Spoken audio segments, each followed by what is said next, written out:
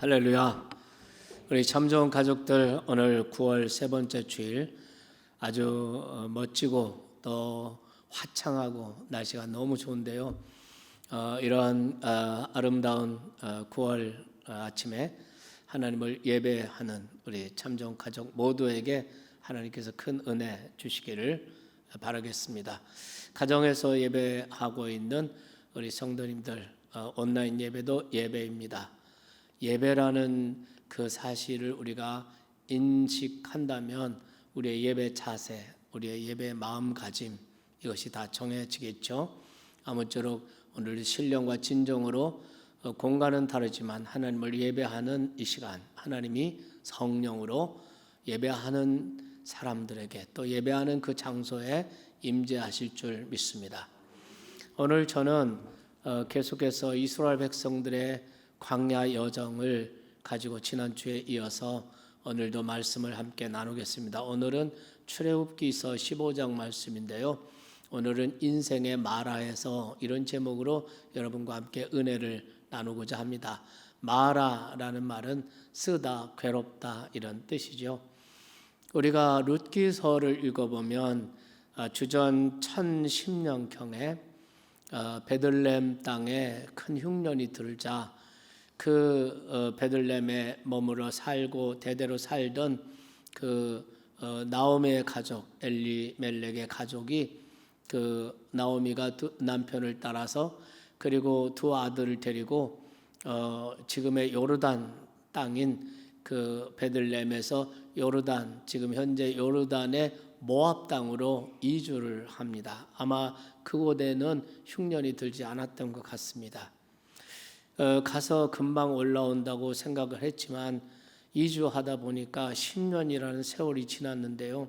그 10년을 지나면서 나오미는 인생에 참 괴로운 일을 많이 당합니다. 남편이 죽고 두 아들 죽었습니다. 그래서 10년 만에 다시 고향으로 돌아가는데 남편과 두 아들 다 잃고 그리고 모압에서 맞이한 그 며느리 룻을 데리고 룻과 함께 베들레헴 고향으로 10년 만에 돌아오는 거죠. 금의 환영이 아니었습니다. 실패하고 정말 너무나 괴로운 일 당하고 이러한 모습으로 며느리 이방 여자 룻을 데리고 돌아오는데 고향이 그래서 좋은 것 같습니다. 고향 사람들이 그 소식을 듣고 다 그 베들레헴 성읍 사람들이 나와서 마라를 아주 따뜻하게 환영하고 맞이해 주는 겁니다. 그때 마라가 고백한 고백이 있습니다. 그것이 룻기 1장 20절에 나와 있는데요. 나를 나오미라 부르지 마라, 마라라 부르라 이렇게 말합니다. 여기서 마라가 나오지 않습니까? 나오미라는 말은 기쁨, 희락 이런 뜻입니다.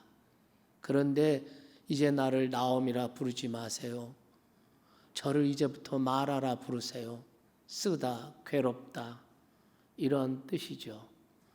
정말 그런 고백을 하는 나오미의 심정을 우리가 생각해 보면 충분히 이해가 될 수 있으리라고 생각합니다. 요즘 우리 모두는 마치 이렇게 인생의 마라를 지나고 있는 것 같습니다.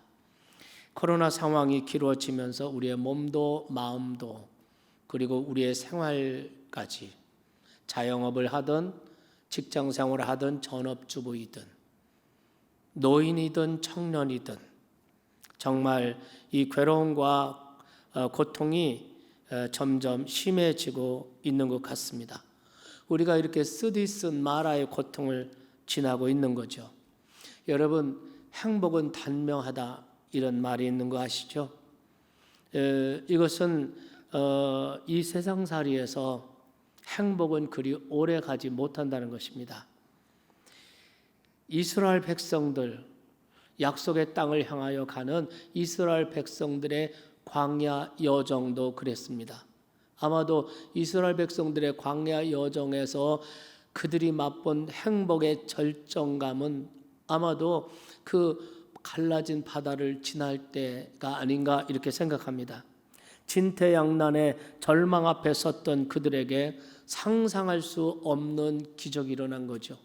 그들이 갈라진 바다로 지나가면서 그들의 감동이 어떠했겠습니까? 그리고 그들이 갈라진 바다를 다 건넜을 때 그 물이 다시 합쳐지고 그들을 추격하던 바로의 군대는 물속에 다 수장됩니다. 이 구원의 감격에 겨워 그들이 그 해변 언덕에, 여러분 인원이 얼마나 되죠? 남자 장정만 60만 명, 학자들은 150만 명에서 최대 250만 명까지 봅니다. 이 어마어마한 무리들이 그 광경을 다 보면서 구원의 감격에 겨워서 노래하기 시작했고 춤을 추기 시작했습니다.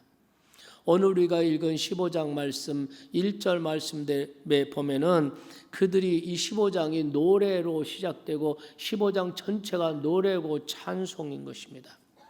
거기에 보면은 이때 모세와 이스라엘 자손이 이 노래로 여호와께 노래하니 일렀으되 내가 여호와를 찬송하리니 그는 높고 영화로우시며 말과 그 탄자를 바다에 던지셨음이로다. 이렇게 여기 보면은 노래로 노래하니 찬송하니 이런 말이 반복 나오고 있는 것을 볼 수가 있습니다. 그리고 20절에 보면은 소고를 손에 잡고 춤추니 이런 말도 나옵니다. 그런데 문제는 이 노래와 이런 춤이, 이 감동과 감격이 그리 오래가지 못했다는 것입니다. 불과 사흘 만에 그들의 상황, 그들의 모든 것은 완전히 역전되었습니다. 도대체 어떤 일이 일어난 것일까요? 오늘 본문이 시작되는 22절 말씀에 보면은 그들이 나와서 홍해를 나와서 수르 광야에 들어가서 거기서 사흘 길을 걸었으나 물을 얻지 못하고 이렇게 기록되어 있습니다. 물이 문제였습니다.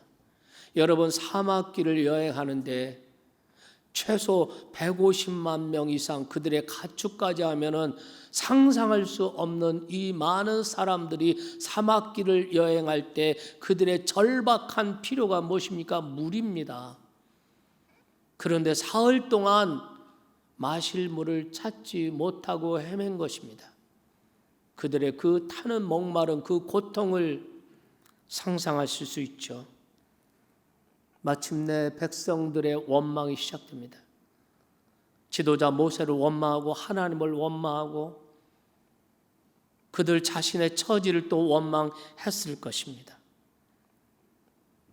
그런데 그들이 그 순간 다행하게도 우물들을 발견합니다. 하지만 그 우물들은 마실 수 없는 쓴 물이었습니다. 그 물을 성급하게 마신 사람들이 그 물이 쓰고 독이 있어서 다 토해내고 그리고 탈진하고 쓰러지고 지치기 시작합니다. 생각해 보십시오. 이게 질서정연한 몇 사람이 아니지 않습니까? 이 수백만의 사람들이 정말 이 광야에서 얼마나 당황했겠어요.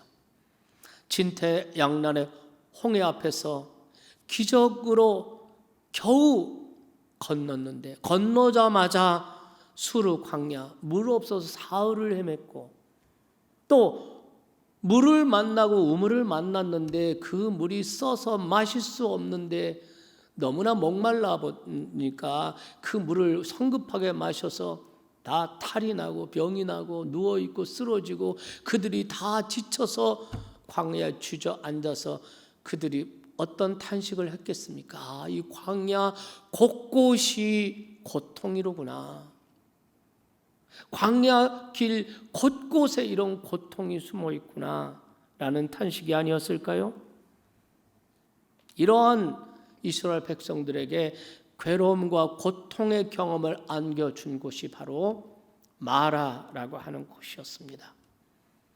23절 다시 봅니다. 마라에 이르렀더니 그곳 물이 써서 마시지 못하겠으므로 그 이름을 마라라 하였더라. 마라라고 하는 그 단어의 의미가 쓰다, 괴롭다, 쓰디 쓴 고통을 의미하는 것입니다. 그런데 우리의 인생 광야에서도, 우리의 인생 광야길에서도 이렇게 쓰디쓴 마라의 고통을 지나는 시간이 있습니다. 그런 시간들이 있습니다.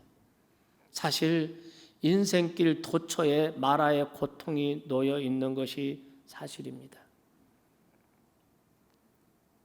오늘 우리가 살아가는 지금 이 시대, 그리고 이 시점, 이 지구촌 인류, 나를 포함한 이 지구촌 인류들이 공통적으로 함께 지금 이런 인생의 마라를 지나고 있는 시간이 아닐까, 이런 생각을 해봅니다.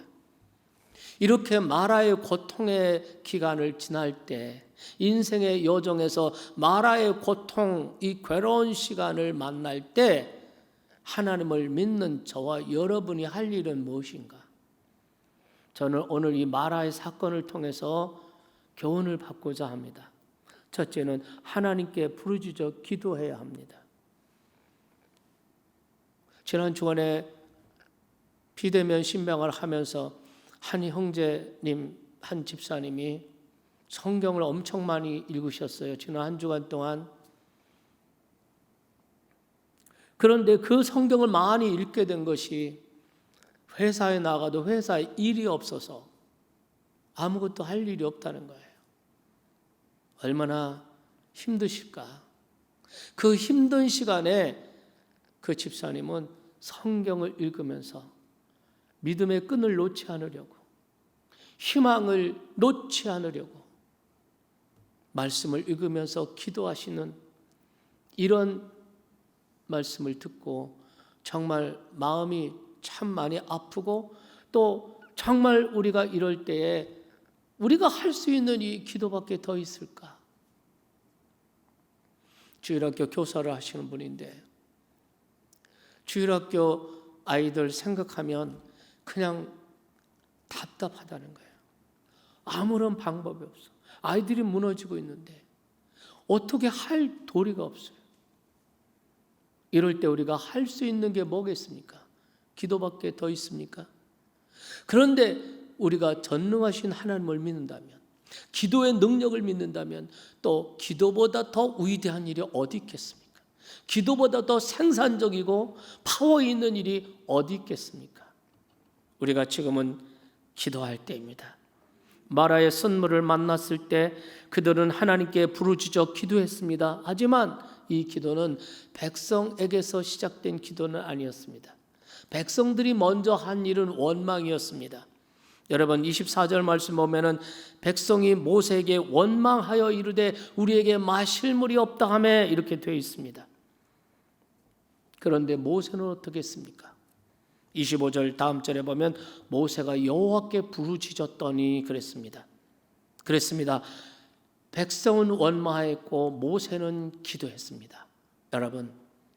여러분이 이런 상황에서 정부를 원망하고 누구를 원망하고 원망만 하면 여러분이 백성이 되는 것이고, 이런 상황에서 여러분이 부르짖어 기도하시면 여러분이 지도자가 되시는 겁니다. 여러분 가정이 마라에 쓴 고통을 만났을 때 원망하시면 그냥 백성이 되는 것이고, 가정을 위해서 기도하시면 여러분이 가정의 지도자가 되는 것이고, 여러분의 회사가, 여러분의 일터가 어려움을 당할 때 그 회사를 위해서, 일터를 위해서 여러분이 기도하시면 여러분이 그곳의 지도자가 되시는 겁니다. 이것이 성경의 지도자 상입니다. 모세인들 왜 하나님을 원망하고 싶은 마음이 없었겠어요? 모세도 하나님의 명령을 따라 이 백성 데리고 왔는데 곳곳에 마라의 고통이고 괴로운 일이니 원망하고 싶은 마음이 왜 없겠어요? 그런데 원망은 백해무익입니다. 원망은 상황을 변화시키지 못합니다. 원망은 문제를 해결할 수가 없습니다. 그러므로 원망하지 말고 기도를 하셔야 됩니다. 두려워하고 염려하지 말고 기도를 하셔야 됩니다. 그런데 대부분의 성도들, 믿음을 가진 성도들은 마라의 고통 앞에서 부르짖어 기도합니다. 부르짖어 기도하는 기도는 잘 하십니다. 근데 잘 못하는 기도가 있습니다. 익숙하지 못한 기도가 있습니다. 그 기도는 바로 듣는 기도입니다. 우리가 들어야 해답이 나오지 않습니까? 들어야 뭔가 해결책이 생기지 않겠습니까? 여러분, 우리가 마라의 고통 앞에서, 이런 어려움 앞에서 부르짖어 기도했다면 이제 잠잠히 하나님의 음성을 들어보세요. 이 메마른 수르 광야에 이르게 하신 하나님의 뜻이 무엇인지, 왜 인생의 광야에서 마라의 쓴물을 만나게 하신 하나님의 뜻이 무엇인지를 묵상하는 것입니다. 그리고 그 기도 중에 떠오르는 아이디어, 떠오르는 창조적 지혜, 거기에 집중하시기 바랍니다. 그걸 주목하셔야 됩니다. 모세가 기도 속에서 얻은 해답은 무엇이었습니까? 기도하는 모세에게 가까이 있던 한 마른 나뭇가지가 눈에 들어온 것입니다. 25절 보십시오. 여호와께서 그에게 한 나무를 가리키시니 그가 물에 던지니 물이 달게 되었더라 라고 기록되어 있습니다. 그러니까 마라의 쓴물에 대한 해답, 해결책은 멀리 있었던 것이 아닙니다. 가까이 있었던 것입니다. 해답은 가까이 있었던 것입니다. 그런데 기도하기 전에는 그게 안 보였는데, 그 기도하기 전에는 그게 보이지 않았는데 기도와 함께 눈에 들어오기 시작한 것입니다. 그리고 결과적으로 이제 마라의 쓴물은 단물로 변화된 것을 믿으시기 바랍니다. 상황의 치유가 일어난 겁니다. 기도를 통해서 상황의 치유가 일어난, 기도가 응답된 것입니다. 이 동일하신 하나님, 동일하신 영적 원리가 지금 21세기도 그대로 작동되고 있습니다. 우리가 이것을 믿는다면 우리도 이제 이런 코로나로 인해서, 많은 경제 문제로 인해서 우리가 정말 이 마라의 고통에 대해서 원망하던 그 원망을 그치고, 탄식하던 그 탄식을 그치고, 이제 문제를 가지고 주께 나와 부르짖어 기도해야 하지 않겠습니까? 기도하면서 주께서 나에게 들려주시는 음성, 왜 인류에게 이런 고통의 때가 왔는지, 지금이 어느 시대인지, 내가 지금 어떻게 삶을 바꿔야 하는지, 하나님의 뜻이 무엇인지 우리는 묵상해야 되지 않겠습니까? 지금은 하나님께 나가 부르짖어 기도할 때. 두 번째, 순종의 결단을 해야 할 때. 25절 하반절 보겠습니다. 거기서 여호와께서 그들을 위하여 법도와 율례를 정하시고 그들을 시험하실세. 이 마라의 이 고통을 만났을 때 그 마라에서 하나님이 다시 이스라엘 백성들에게 당신의 법도와 율례, 하늘의 법도와 율례를 그들에게 베풀어 주시고 그들을 시험하실세, 이렇게 말했습니다. 하나님이 그들을 시험하셨다는 거예요. 그들을 테스트하셨다는 것입니다. 도대체 무엇을 테스트하셨을까? 여러분 생각해 보십시오. 지금 이스라엘 백성들이 애굽을 떠나 이 광야로 나온 이유가 무엇입니까? 하나님이 명해서, 하나님의 명령으로, 하나님의 명에 순종하여 나온 것이 아닙니까? 그런데 그 순종이 결과적으로 뭘 가져왔습니까? 홍해, 정말 홍해 앞에서 진태양난 그 속에서 정말 죽을 수밖에 없는 그런 위기에 빠졌었고, 가까스로 죽음 면하고 홍해를 건너왔는데 수르 광야였고, 사흘 동안 마실 물을 찾지 못해서 그들이 얼마나 고통을 당하고 헤맸으며 겨우 우물물을 발견했는데 그 우물물이 또 써가지고 그 물을 마신 사람이 다 독이 들어서 토하고 탈진해서 다 쓰러져 있고,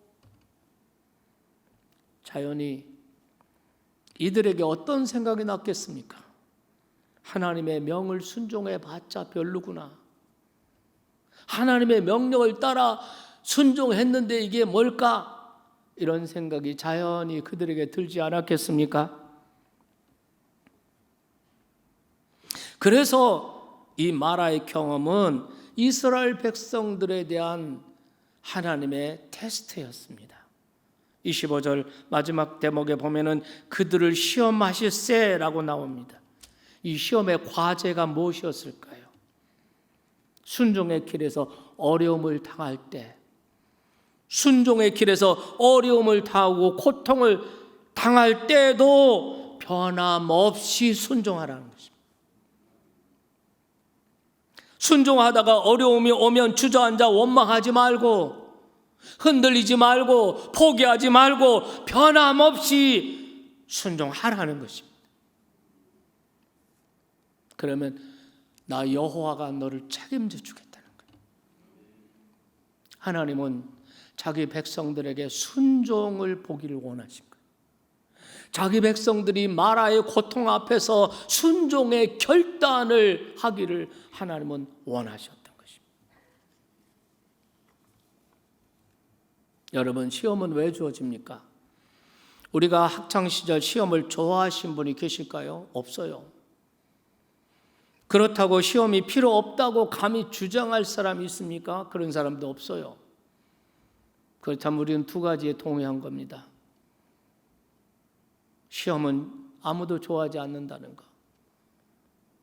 그러나 시험은 꼭 필요하다는 것. 반드시 필요하다는 것. 여기에 우리는 모두가 공감을 합니다. 우리의 영적 생활, 우리의 인생에도 마찬가지예요. 우리는 시험을 통해서 우리가 시험을 치고 나면은 우리가 뭐가 부족했는지, 어디가 연약했는지, 어떤 부족함이 무엇인지 발견하게 됩니다. 그리고 그 부족한 것을 채워서 온전함을 향해서 나아가게 되는 것입니다. 그것이 시험이 우리에게 주는 유익입니다. 영적 시험도 마찬가지고 우리 인생살이에서 당하는 이런 마라의 시험도 마찬가지입니다. 이 마라의 시험을 통해서 인간의 과학 문명이, 인간이 쌓아놓은 모든 문명과 역사와 거대한 이 모든 것이 정말 얼마나 무기력하고 얼마나 무능한 건지를 우리는 다시 생각합니다. 텔레비전에서 뉴욕을 비춰주고 뉴욕 시내에 대한 그 변화를, 코로나 이후의 변화를 보여준 그것을 보았습니다. 뉴요커들이 정말 얼마나 자긍심을 가지고 정말 사람이 와글와글하던 그 뉴욕이 점점 텅텅 비어가고, 코로나 이후에 그 완전히 뉴욕을 떠나서 이주한 사람들, 이런 사람 25만 명이라고 합니다. 조그만 원룸짜리 방 하나가 우리나라 돈으로 460만 원 월세인데 그 월세를 장사가 되고 돈을 벌어야 되는데 돈을 벌지 못하는 거예요. 세상에 이 사람들이 와글와글하던 이 세계 금융의 중심지인 뉴욕이 멈춰 서고 이렇게 될 줄 누가 알았습니까? 인간이 쌓아놓은 바벨탑이 얼마나 무능합니까? 하나님 없이도 인간이 얼마든지 파라다이스를 만들 수 있다고 생각했던 이것이 얼마나 어리석은 일입니까? 우리는 시험을 통해서 우리의 부족함이 뭔지 깨닫고 그것을 보충해서 완전함을 나간다면 이것은 우리에게 축복이 될 줄로 믿습니다. 야고보서 1장 2절 3절 말씀 잘 아시죠? 이방 땅에서 많은 신앙을 지켜가면서 많은 어려움과 시련과 고통이 있는 이런 성도들을 향해서 야고보서 기자는 이렇게 말합니다. 내 형제들아, 너희가 여러 가지 시험을 만나거든 온전히 기쁘게 여기라. 이는 너의 믿음이 시련이 인내를 만들어내고 인내를 온전히 이루라. 그리하면 너희가 온전하고 구비하여 조금도 부족함이 없게 하려 함이라. 너가 이 마라의 고통 가운데서 잘못된 삶을 깨닫고 그리고 말씀에 순종하는 삶을 결단한다면 하나님이 어떤 언약을 해주십니까? 26절에 보면 내 모든 규례를 지키면 내가 애굽 사람에게 내린 모든 질병 중 하나도 너에게 내리지 아니하리니 나는 너희를 치료하는 여호와임이니라. 너희가 애굽 땅에서 살던 삶의 방식, 너가 지금까지 살아왔던 삶의 방식을 떠나서 이제부터 내 앞에서 내 말씀, 이 말씀, 내가 너에게 베푸는 하늘의 규례와 하늘의 법들을 붙잡고 살기로 순종의 삶을 결단한다면 애굽 사람에게 내린 이 질병의 하나라도 너에게 내리지 않을 것이고, 너희가 만일에 감염병에 이런 것이 돌 때에도 내가 치료의 은총으로 너희와 함께 하겠다 라고 하나님이 언약해 주시는 것입니다. 믿으시기 바랍니다. 순종만 한다면, 말씀에 대해서 순종의 결단만 한다면, 내가 지금까지 살아가던 육신적인 방법, 세상적인 방법, 이런 삶의 방식을 버리고 순종이라는 삶의 방식을 채택만 한다면 내가 너를 책임져 주겠다. 믿으시기 바랍니다. 이미 하나님께서는 마라의 쓴물을 치료하심으로써 그분 자신이 치료의 하나님 여호와 라파이심을 확인시켜 주시지 않았습니까? 결단하기로 결단만 하면 그분이 고치시겠다는 겁니다. 치료의 하나님 여호와 라파께서 코로나 감염병으로 지친 몸과 무너진 일터 고치고 이 땅을 고치시겠다는 것입니다.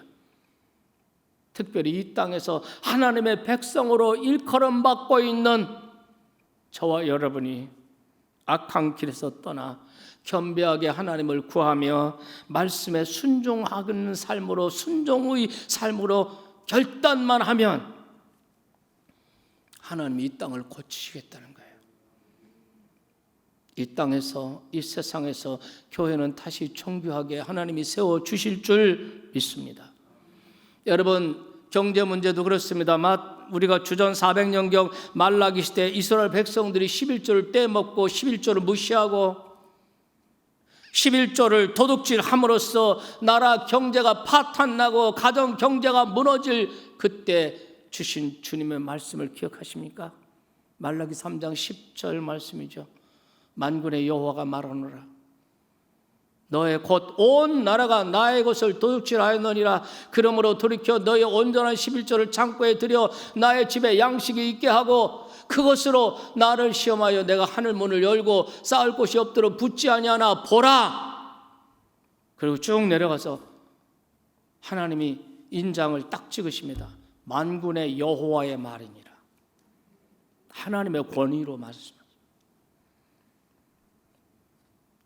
우리가 물질 생활에 물질에 대한 하나님의 주재권이란 주인 되는 권리, 내 몸과 내 영혼뿐만 아니라 내 모든 소유, 그 진정한 주인은 하나님이심을 고백하고 그것을 인정하고 순종하기로 결단하면 여호와 라파의 하나님께서 쓴물을 단물로 변화시키듯이 너의 산업을 보호하시고 무너지고 파탄난 경제를 다시 살려주시겠다는 것입니다. 나 만군의 여호와니라. 여러분, 다른 사람 말이 아닙니다. 어떤 유명한 경제학자 얘기가 아닙니다. 만군의 여호와의 말입니다. 저는 건강 문제도 같은 원리라고 생각합니다.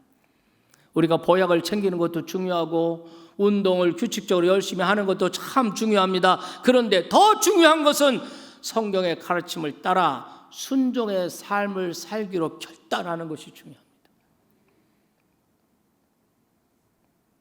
그러므로 여러분, 인생의 광야에서 마라의 쓴물을 만났을 때 우리의 잘못된 삶의 방식을 먼저 바꿔야 됩니다. 우리가 환난을 만났을 때, 고통의 때, 괴롭고 쓴 이런 마라를 지날 때 가장 먼저 하나님의 백성들이 해야 할 일, 잘못된 삶의 방식을 바꾸는 것입니다. 육신의 정욕대로 살던, 욕망대로 본능을 따라 세상 풍조를 따라 살던 이런 삶에서 말씀대로 순종하며 순종의 삶을 선택하고 날마다를 살아가야 할 줄 믿습니다. 왜냐하면 말씀이 치료고 말씀이 건강이에요. 그래서 성경은 이렇게 말합니다.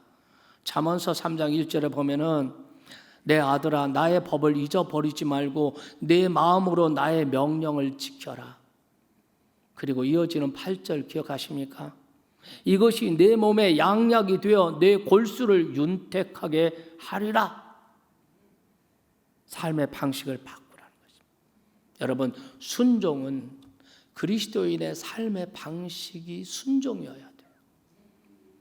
이렇게 마라를 지날 때, 이 고통의 시간들을 지날 때 우리의 삶의 방식을 한번 점검해보고 하나님의 말씀, 성경의 가르침을 실천하고 순종하는 이런 삶의 방식으로 바꾸는 겁니다. 그러면 땅에 떨어진 우리들의 위상도 세상 가운데서 하나님이 존귀하게 세워주실 줄 믿습니다. 마지막 한 가지만 더 생각하겠습니다. 믿음의 여정을 계속하라는 겁니다. 인생의 마라에서 부르짖어 기도했는데 말씀을 따라 순종하기로 그런 삶을 결단했는데 그럼에도 불구하고 우리를 둘러싼 환경에는 아무런 변화가 따라주지 않을 때가 있습니다. 광야의 낮은 여전히 덥고 광야의 밤은 여전히 춥고 물은 여전히 넉넉하지 못합니다. 미래의 전망은 여전히 불투명합니다. 그때는 어떻게 해야 할까 하는 겁니다. 주저앉아 원망할까요? 아니면 포기하고 돌아설까요? 오늘 이 말씀, 이 본문의 이 사건은 우리에게 아주 중요한 교훈을 주십니다. 그래도 그때도 그래도 변함없이 그 주님을 신뢰하고 약속의 땅을 향한 믿음의 여정을 계속하라는 것입니다. 우리의 믿음의 생활, 믿음의 여정 가운데도 많은 어려움과 환난이 있고 박해가 있고 심한 어려움이 있습니다. 요즘엔 직장 가면 예수 믿는 사람들, 크리스찬들 조롱한다면서요. 얼마나 아픕니까? 얼마나 속상하시겠어요? 변명할 수도 없고 같이 싸울 수도 없고 얼마나 힘드시겠어요? 저도 얼마나 마음이 아픈지 모릅니다. 그렇지만 여러분, 그때도 우리는 주저앉지 말고 원망하지 말고 어느 교회 때문에 이렇게 욕먹어, 누구들 때문에 욕먹어, 이렇게 원망할 것이 아닙니다. 그때도 우리는 천성을 향한 믿음의 여정을 계속 걸어가야 합니다. 믿음의 길을 계속 가야 합니다. 왜냐하면 주님이 함께 하시잖아요. 이미 함께 하심을 그분은 징조로 보여주지 않으셨습니까? 홍해가 열리던 그 광경을 보여주지 않았습니까? 마라의 쓴물을 단물로 바꿔주지 않았습니까? 우리는 그 하나님이 함께 하셨던 그 순간들을 우리는 잊어버리지 말아야 합니다. 여러분의 삶의 여정 가운데서도 하나님이 함께 하셨던 그 광경이 있지 않습니까? 우리는 그 광경을 잊어버려서는 안 됩니다. 그렇다면 여러분, 이 전능하신 하나님, 나의 삶의 여정 가운데, 이스라엘 백성들의 광야 여정 가운데 함께 하셨던 그 전능하신 하나님이 오늘 나와 함께 하신다면 무엇이 두려워하겠습니까? 왜 지쳐 계십니까? 지쳐 있는 분이 있다면, 주저앉아 있는 분이 있다면 일어나십시오. 일어나서 다시 힘을 내서 믿음의 여정, 천성을 향한 믿음의 여정을 계속하시기를 주의 이름으로 축원합니다. 이스라엘 백성들은 다시 일어나서 믿음의 여정을 다시 시작합니다. 보세요. 이스라엘 백성들이 그 마라를 떠나 도달한 곳이 바로 엘림이라는 곳이었습니다. 그런데 그곳은 이스라엘 백성들이 전혀 상상할 수 없었던 환상의 오아시스였습니다. 27절 보십시오. 그들이 엘림에 이르니 거기에 물샘 12과 종려나무 11그루가 있는지라 거기서 그들이 그 물 곁에 장막을 치니라. 여러분, 그런데 이 마라에서 엘림은 약 10km 정도밖에 안 돼요. 네, 10km입니다. 사막에서 물샘이 하나만 있어도 오아시스라고 그러는데 물샘이 12이 있었고 정려나무가 70주가 있었습니다. 여러분 아시죠?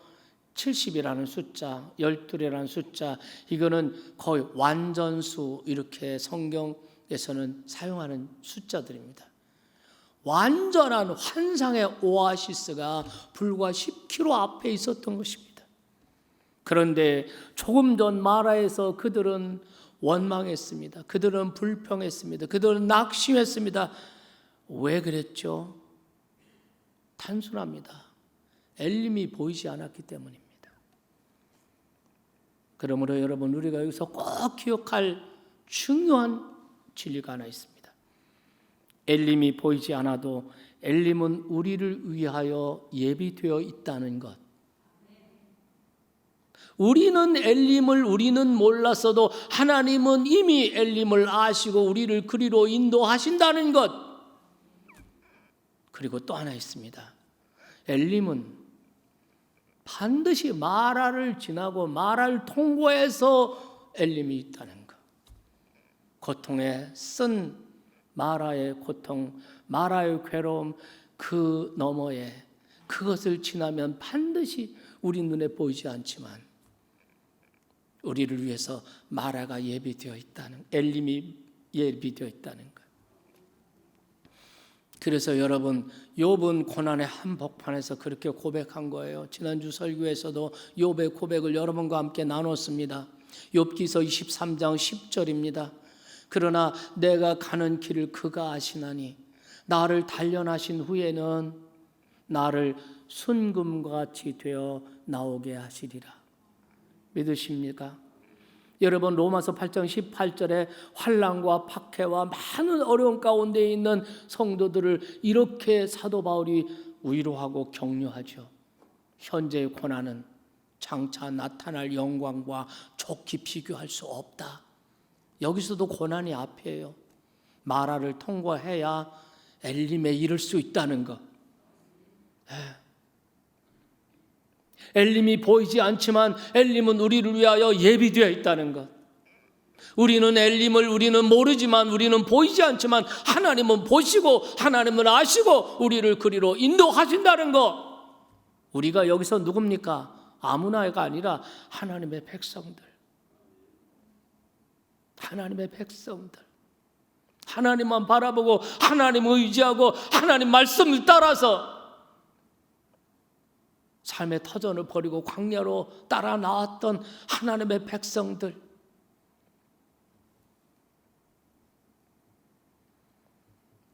청교도들이 핍박을 받던 시대에 그들의 인사법에서 나온 이런 사양 격언이 있습니다.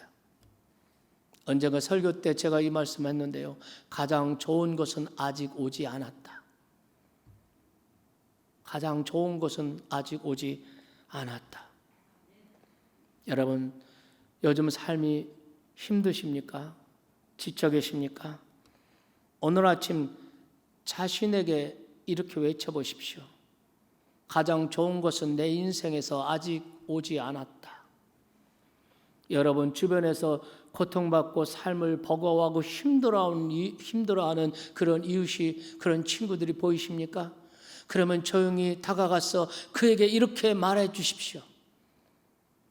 가장 좋은 것은 당신의 인생에서 아직 오지 않았습니다. 믿으시기 바랍니다. 인생의 마라에서 우리가 해야 할 일, 첫 번째는 부르짖어 기도할 일, 부르짖어 기도하는 일. 네. 두 번째는 무엇입니까? 두 번째는 순종을 결단할 일, 순종의 삶을 결단해야 된다는 것. 그리고 우리 앞에 이런 마라의 쓴 고통이 있어도 우리는 포기하지 말고 믿음의 행진, 믿음의 여정을, 믿음의 길을 계속 걸어가야 돼요. 왜? 우리 앞에 엘림이 준비되어 있기 때문에.